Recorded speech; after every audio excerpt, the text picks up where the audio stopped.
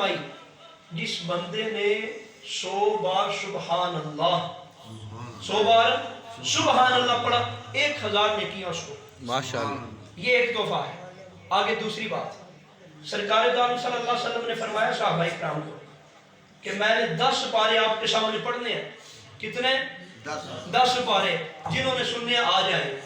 چند صحابی بیٹھ گئے جن کو کام تھا کہ یا 10 پارے پڑھنے ہیں تو وہ چلے گئے. کریم آقا علیہ السلام نے سورۃ اخلاص پڑھی سرکار اپنے گھر کے اندر چلے گئے. جب سرکار واپس آئے کافی دیر بعد صحابہ کرام بیٹھے ہوئے تھے. پوچھا کیوں بیٹھے ہو؟ گھروں میں نہیں گئے؟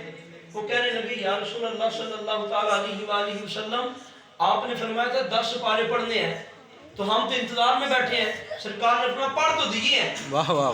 پڑھ تو دیے ہیں.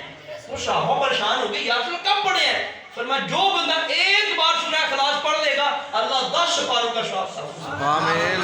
اللہ 10 پاروں کا ثواب عطا فرمائے گا. یہ 2 تحفے چھوٹے چھوٹے تھے آپ کے. ماشاءاللہ.